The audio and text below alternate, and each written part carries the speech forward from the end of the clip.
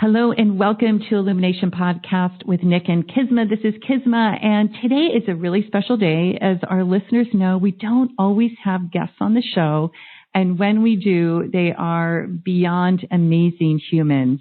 And today we're going to be interviewing Amanda Giacomini, aka 10,000 Buddhas Project. And when she gets on, there's so much to talk about: her mission, her art, her yoga teaching, and we're super excited.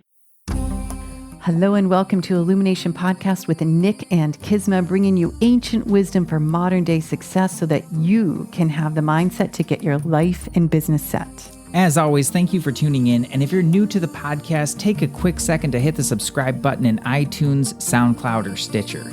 If you want to get the inside info for this and every episode, as well as some free gifts, go to illuminationacademy.net/podcasts. And now let's dive in to get your mindset for your life and business set.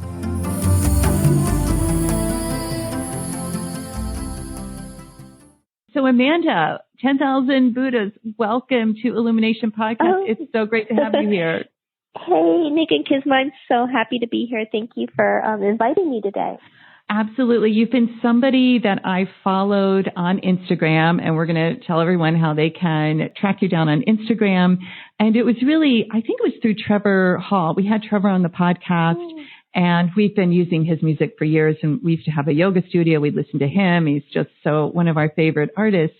And then I saw you. I love think, him too. Yeah. And then I saw you, and I was like, what is she doing? What's this person doing? And you're like truly creating 10,000 Buddhas. And I know that you've been recently doing a couple of festivals with Wanderlust. You're a great yoga teacher. You've taught at the White House and yoga festivals, and you've been featured on National Geographic and New York Magazine, Yoga Journal. And there's so much, and we'll have your bio in our show notes. But I want to hear from you. I want to know, like, just recently with the festival Wanderlust you've been at, how that's going. And then we'll dive into your story of like how this all started with you. My husband, MC Yogi, and I actually went to the first Wanderlust 10 years ago, their 10-year anniversary. They had one festival in California, and we've done so much stuff with them over the years. I think I've been to over 100 Wanderlust events. Wow. So we have a long-term relationship with the festival. And when I started this painting Buddhas, they were so supportive. They were one of the first people to hire me. I did a big installation when they opened a studio down in Hollywood, California, and I painted 2 giant murals in their brand new building. It was amazing. And then they said, hey, do you think you can do something for the festival? And we came up with a design for a mobile mural, like a mobile wall that they could travel with the festival. Oh, that's so cool. And so last year I did it, and I did a big wall that got separated and went on 2 separate trucks to 30 cities.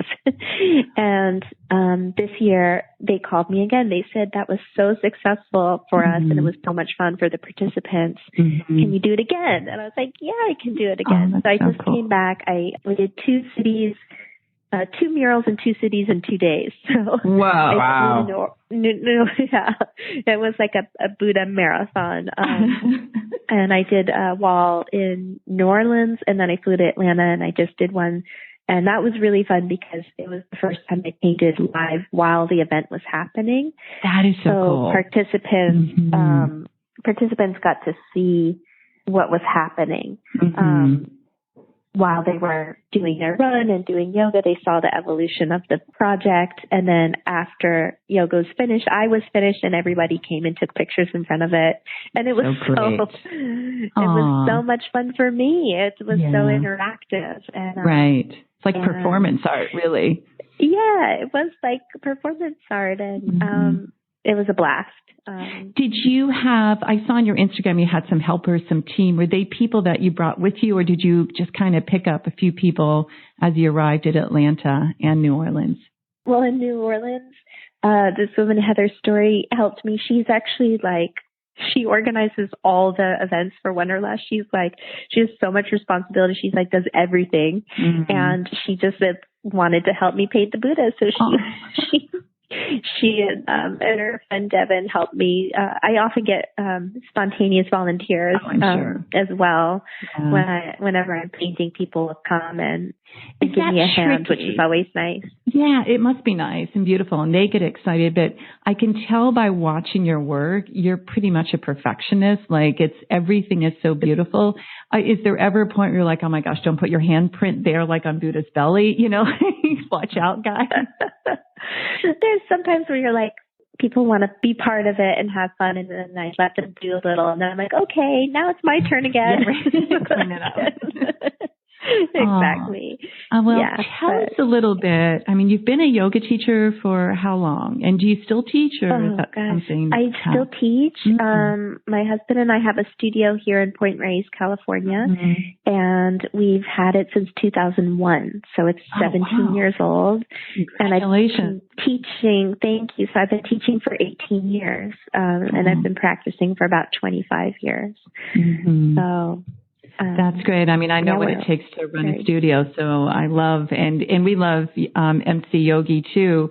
Tell me a bit about when did teaching yoga and being this, you've been creative for so long, but how did the 10,000 Buddhas get birthed? I would say that I was an artist before I became a yogi. I've been painting and making art since I was little. I studied art in college. And then I discovered yoga when I was about 19, and that kind of was like a tsunami of love and passion for my yoga practice that kind of took over. And I really put my art on the back burner for a long time. After I did my yoga teacher training and I started to travel to India to study with Pattabhi Jois when he was alive in the Ashtanga tradition. And my husband and I would go every few years to India to study yoga. And every time we went, we would add on to our trip a little, tourist diversion to go see some of the amazing sights of India. And on one of those trips, we went to visit these ancient caves called the Ajanta Caves, which are in central India. And I had seen these beautiful pictures in a book of these sculptures and paintings inside the caves. And I was really intrigued because right around that time, this longing to make art was coming back, but I wanted to find some way to integrate my practice of yoga with my passion with my love of art. And so when we saw the caves, I learned that it was a whole tradition in ancient India for people to make art that was about devotional art. It was spiritual art, but it was also designed to help the viewer basically achieve the same state that we're trying to achieve in yoga. So when you see the art, you instantly feel uplifted, peaceful, connected to life, connected to the divine. And that just kind of blew my world open, that I could bring these two things that I love. It's like a culmination for two things that you really loved. Wow. Nick, the Bhajan Caves. It reminds me, Nick and I go to India quite a bit. We visit mostly a place called the Vedanta Academy. It's near Pune. And there are caves as well. Same thing, Hindu tradition. I think then the Buddhists moved in, but they're phenomenal. And on the walls, there's these carvings of stories. And you can, it's amazing. I mean, they're carved out of solid, like the whole cave system is carved out of solid rock. Yeah. So it's just phenomenal to be into that space. And there's one in particular that I believe is where the master would have lived all these years later, like this is centuries and centuries later. There's still something really special there. Like it's just the energy is even more significant. With that, it's just really phenomenal. Well, so Amanda, you saw this, and we know what it's like when you see something. And it's like there's a pivot, there's a change, transformation in life. Then what did you do to start to create your project? How did it begin? It began actually very slowly. So one of the paintings I saw inside the Ajanta Caves was a mural on the wall of 1,000 little Buddhas sitting together. And I saw it very briefly. When you go on the tour, there's no lights inside the cave, so they use a flashlight, and you're going into these dark caves, and they just kind of quickly scan the wall with the flashlight, and you're just trying to as much as you can, beauty. Mm-hmm. And something about that image of all these little Buddhas sitting together in a matter of seconds, just went into my brain, went into my subconscious, just implanted itself there. And that image, just when I got home, I kept, thinking about it. I kept dreaming about it. And finally I said, gosh, I'm just going to do my own version.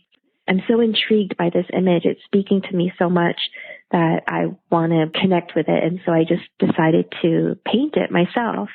And I got a big piece of wood paneling, like a 4 by 8 foot piece of plywood.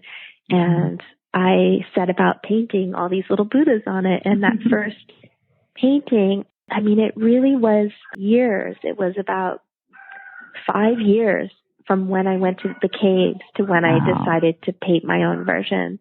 So I think it's really interesting to share that because, you may have some little moment. Literally my time in front of that mural was seconds. And then it took these years to percolate like a seed in the ground, that takes a really long time. And then when it finally came to the surface and I started painting them, I had such an amazing experience painting them.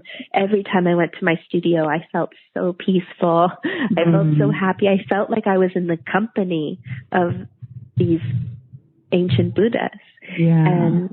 And so once I started that, I couldn't stop. When I finished the painting, that's when I had the idea, I'm just going to keep doing this. This is amazing. And it felt so good to me. I had no idea where it was going to lead me or that anyone would ever, and I had no idea it would turn into a public art project or all the things that's happened with it. But it was more of a personal practice. Yeah, it was like you had a divine download and it just stayed with you for 5 years. And then do you still have that first painting that you did?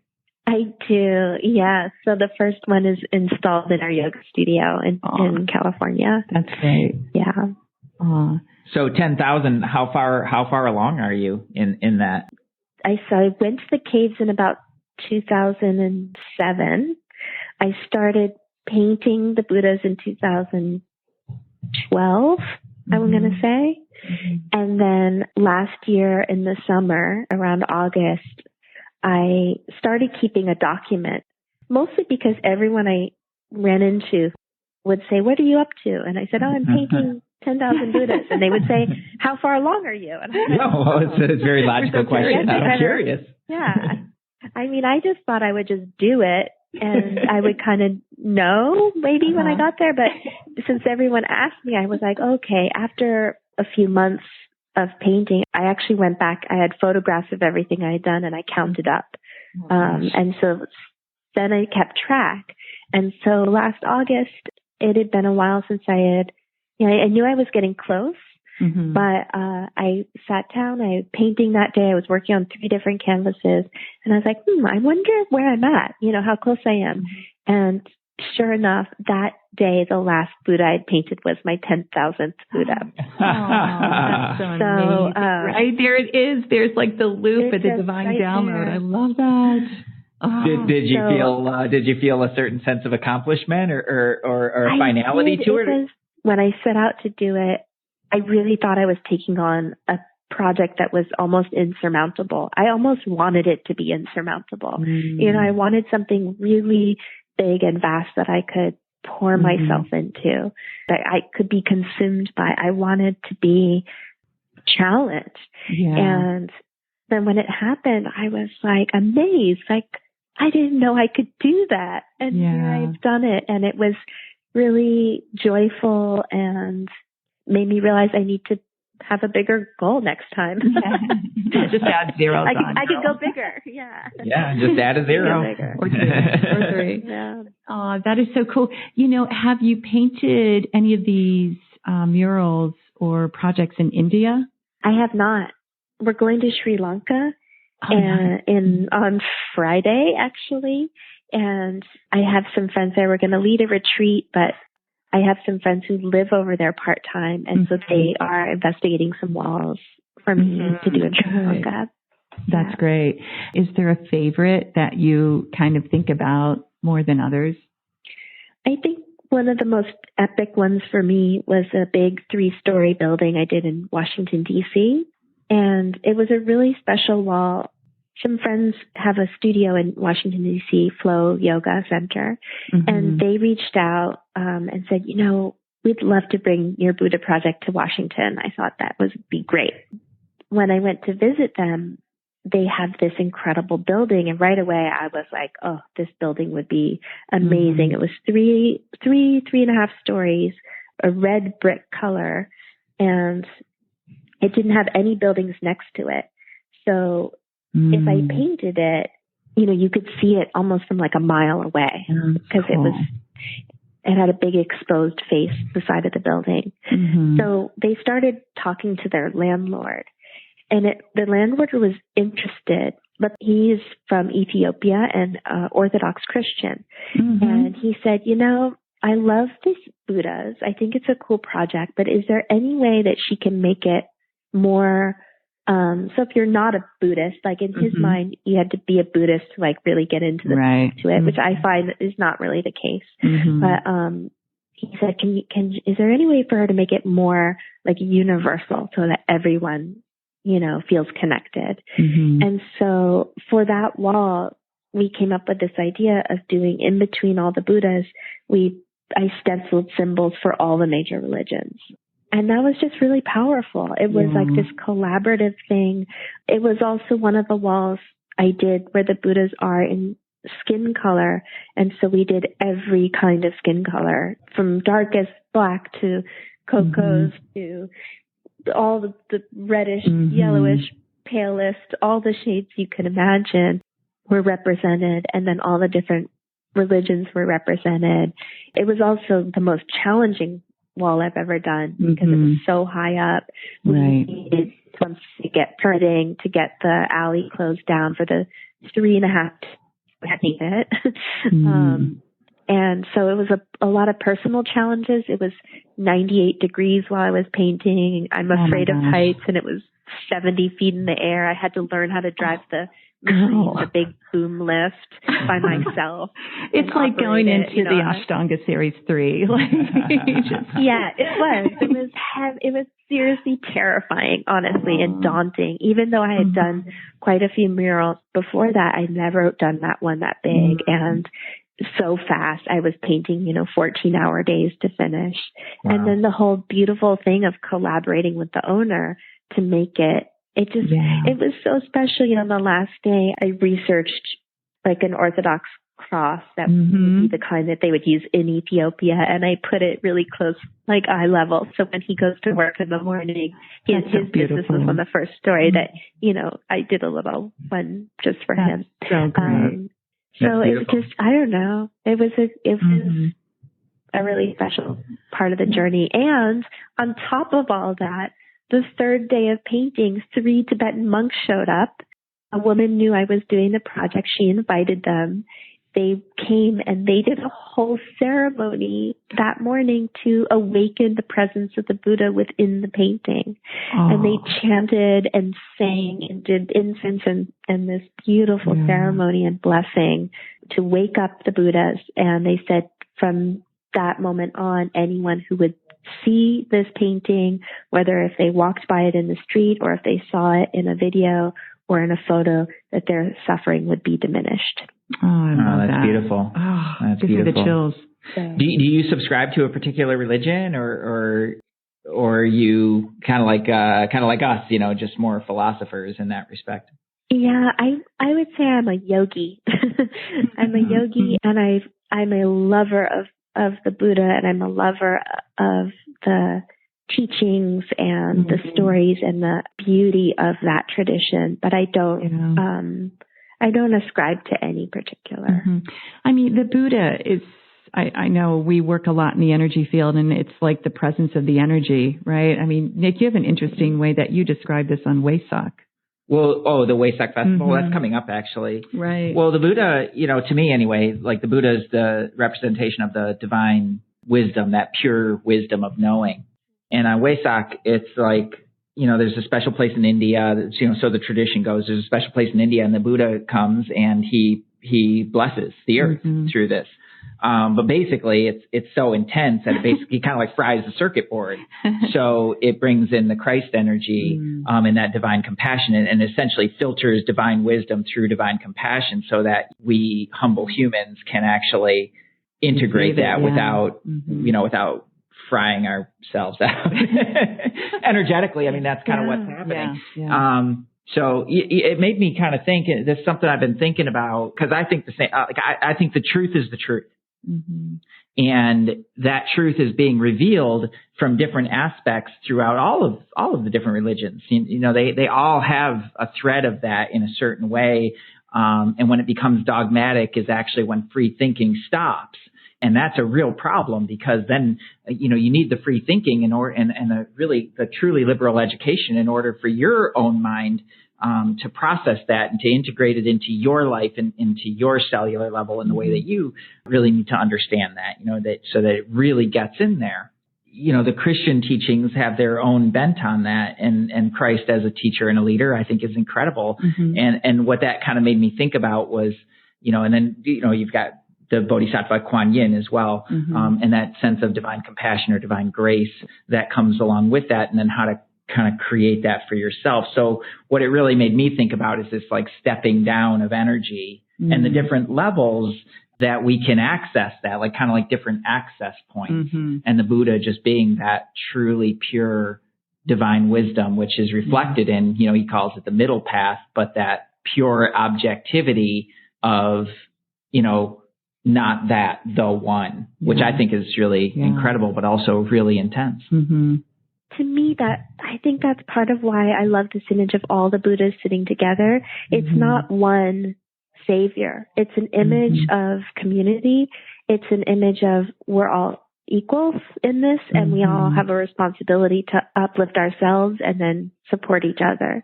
And I think even if you know nothing about the Buddha or Buddhism or anything, I think art it seems to speak to people on a subconscious level about when they see these Buddhas sitting together, they're getting that, they're getting that message of like, wow, what it's like to practice peacefully with other people and how supportive that is and how that does uplift each other without even knowing anything about it. And I think such the cool thing about art, and I'm so glad it's beautiful that I didn't put my art completely aside forever.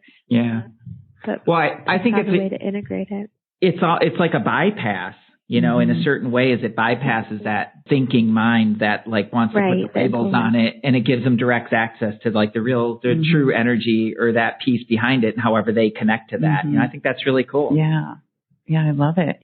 Being a yogi and being an artist that is really representing some true divine creation, how do you manage to be in this world? I mean, part of it obviously is you teach yoga, you practice yoga, you create, but it seems to be an interesting time on our planet. Definitely we're light years ahead of many different centuries, yet we can all see when things are going upside down or sideways. What's your means of practice to either handle that in your own world or help others? This is where I'm so grateful for the yoga practice, because yoga is an embodied practice. It's about being able to be centered and move and operate in the world consciously. And so I think there's the tools, I think, of meditation, of creating stillness to when we need to, when the world gets crazy, we need to recenter ourselves so we don't get tossed around by it. So I feel like the stillness brings us in and we can reground, and then the yoga helps us to operate and actually go back out into the world from a more steady place within our own self. So I find that there's like a beautiful flux of like internal rebalancing and then being able to move back and be in the world with more awareness. I love that you say that, because I think there can be a lot of spiritual practitioners. I know we see it down here in SoCal of kind of checking out. I'm going to go meditate for 3 hours, but that's not like we're on the planet. We have a body. And if we're not grounded, we can't use our body to do what we're here to do. So I love how you describe that, of the meditation being able to create that stillness, and then the kind of redefining who we are and taking it, integrating it into the world with the yoga. It definitely, that's very powerful.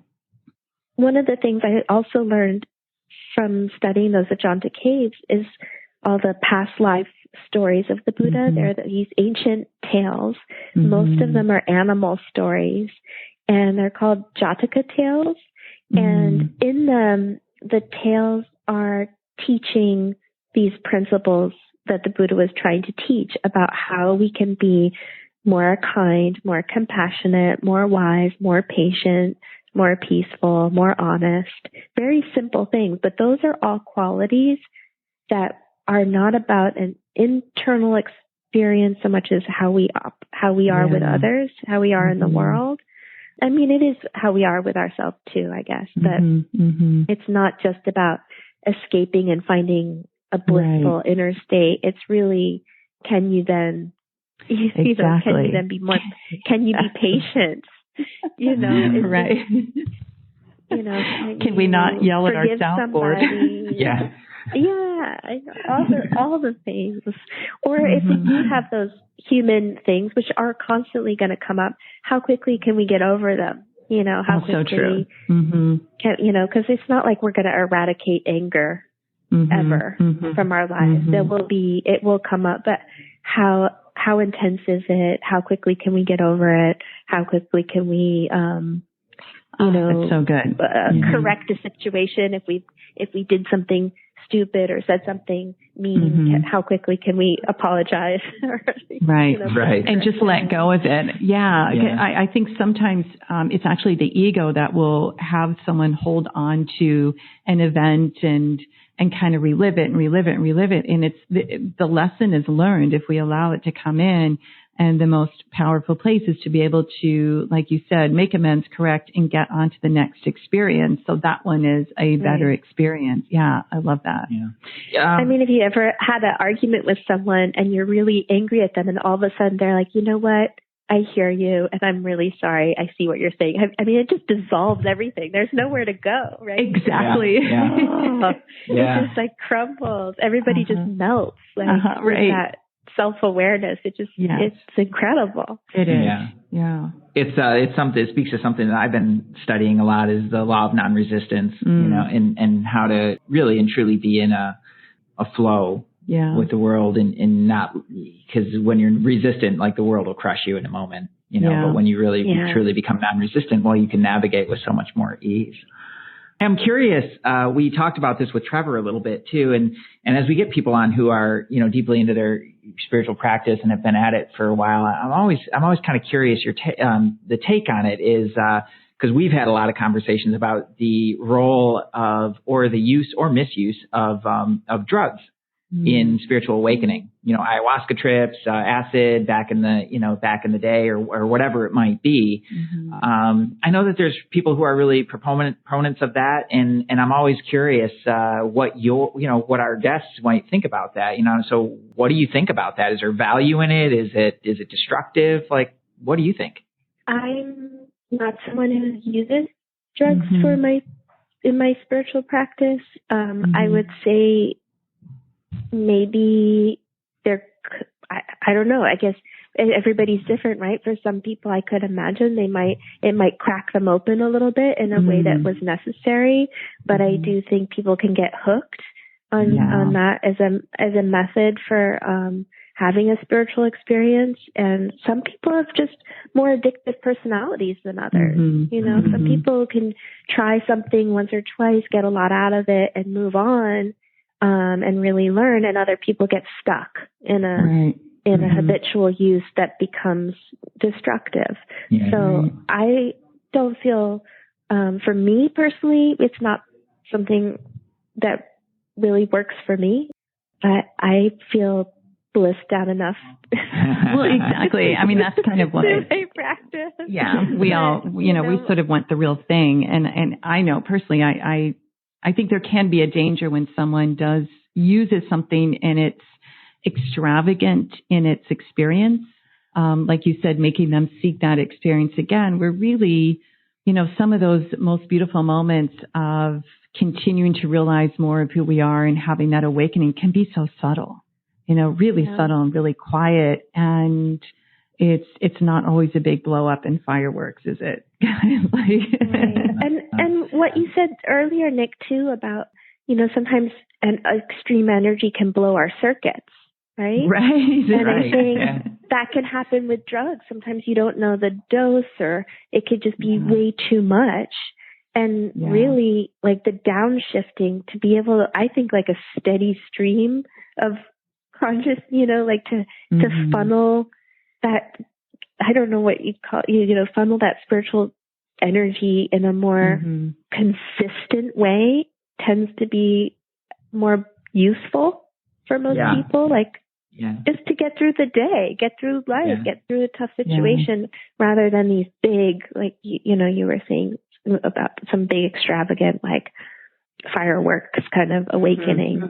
It's got to, like, go blow it out, or it's like, I don't know, but it's not as like the small increments of daily practice is definitely not as sexy, to certain people. Like, that requires discipline. It requires a real, really the fortitude of a true seeker to stay in that path, no matter whether it's related to religion or not, but that willingness to work on yourself really does require a high amount of discipline. And that's, it's not something that everybody has. Word. Yeah. No, and I think it's almost like a dirty word in America. We're like, we want to be free. And somehow we think discipline is opposite of freedom, but discipline can be freedom. It can lead to freedom. And that's not an easy sell, like, from a PR perspective. Right. Yeah.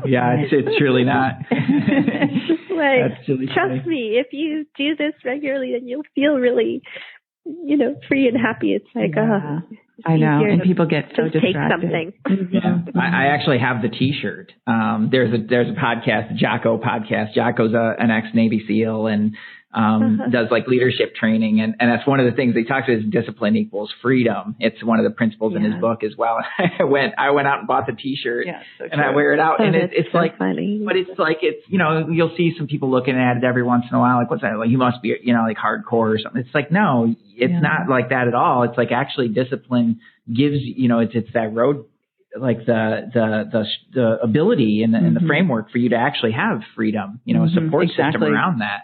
Nowhere is that more important than in your spiritual practice, because you're turning inward. And if you don't have that kind of structure or framework to it and the discipline to take it in measured doses, then you're off down the rabbit hole before you know it. And nowhere is that more evident than in Encinitas.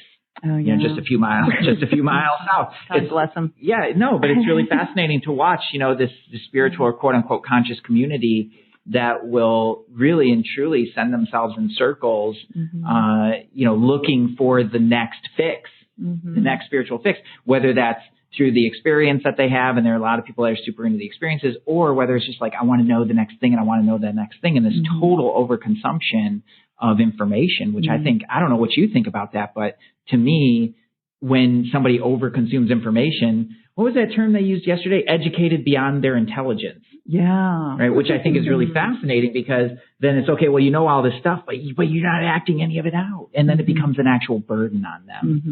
I don't know. Have you seen any of that through, being around the communities and the festivals? What you were saying made me realize that in some ways, this is why, for me, painting the Buddhas is a discipline. I'm painting the same image over and over and over and over again. And this practice of painting now, I think I just passed 13,000 Buddhas. I could speak to my own experience of it has not been boring once,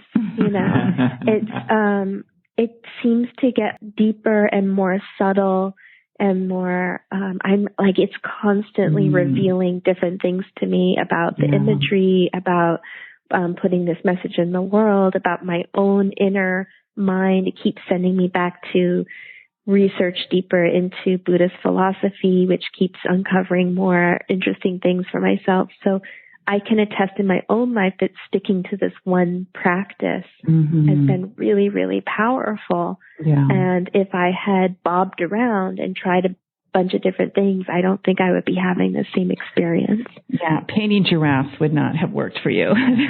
They might have been cute. I'm sure they'd be cute, but no. Oh, I love it. But you know, I understand that maybe I might have a personality trait that works for that kind of repetition. Yeah, totally. However, I mean, the artist, you know, and your method of the way you practice Ashtanga, there's so much discipline there.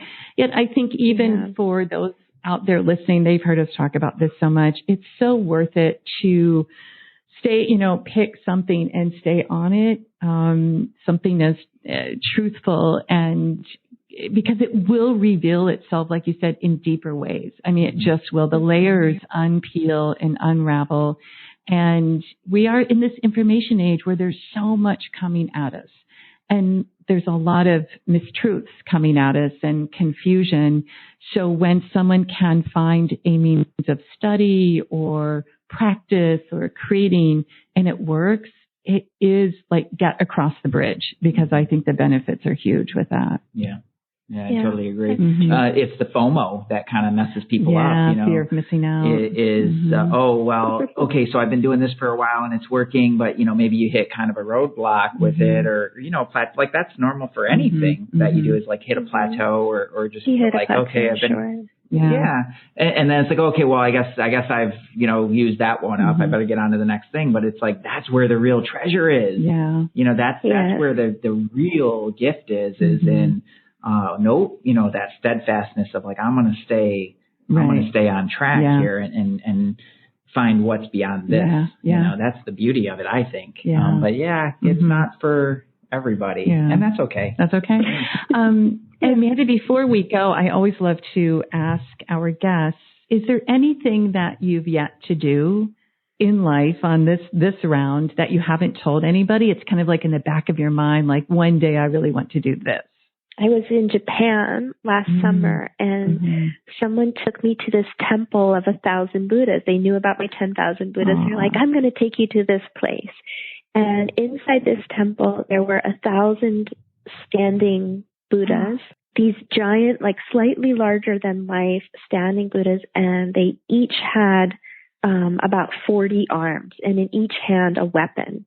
It was like an army of light, you know. And I recently had a friend who was going to Japan. I said, you have to go to this temple. And in researching it again, I realized that it was the temple of Kannon, which in Japanese was like the Japanese version of Kuan Yin. And that these were female Buddhas armed to the teeth. It was like a female army of Buddhas. You know, for me, it's still something I'm very slow. I don't know if you've noticed, but it takes me like years. I see something, it takes me years to like process it and figure out what I want to do with it. And, you know, it takes a long time for me to figure it out. But I've had this vision of, I don't know how to do it, but how can I make like a vision of like a really tall building, like a 5 or 6 story building with like one giant standing female Buddha with all these arms and all this. I'm like, I don't know how to do it. I don't know where to do it.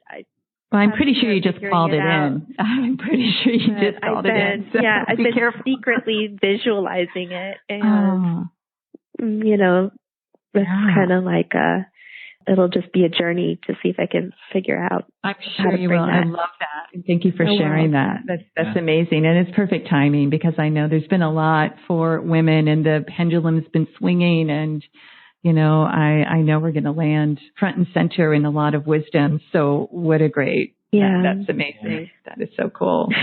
I mean, that's a whole other topic that we'll have to bring up some other time. I would love to talk about that more as far as like how men and women are playing together. In a spiritual context, I think it's really important to show the world like these female bodhisattvas came in for a reason, to prove that women could be equally as enlightened as men. And it didn't matter what gender we were born into, does not impede our spiritual ability or our spiritual evolution.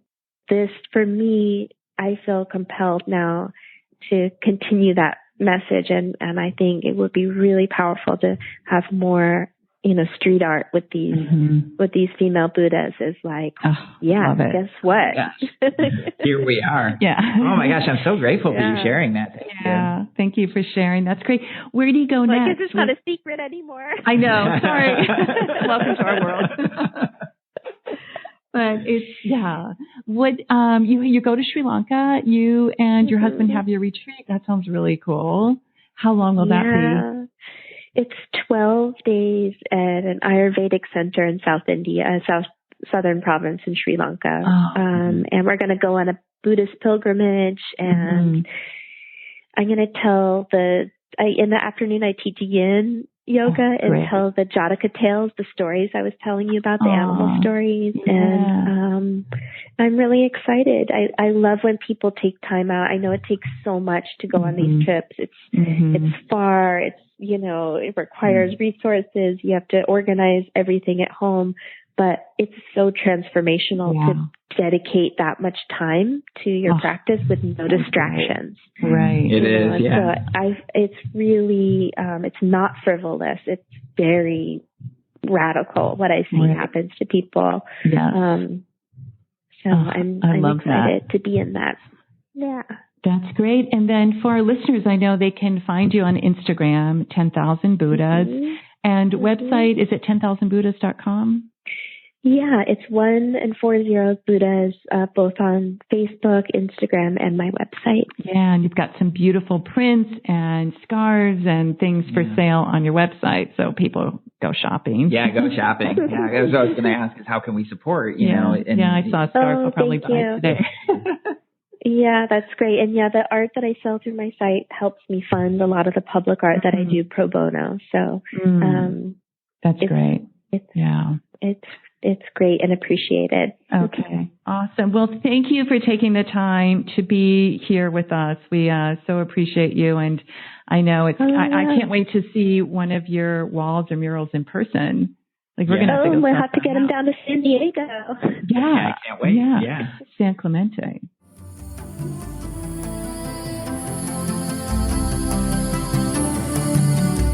Hey, thanks for jamming with us today. And if you enjoy Illumination Podcast, please go ahead and share it with someone you love. Give us a rating, review, download our podcast. And remember, you can find us at illuminationacademy.net/podcasts. Talk to you soon. Namaste.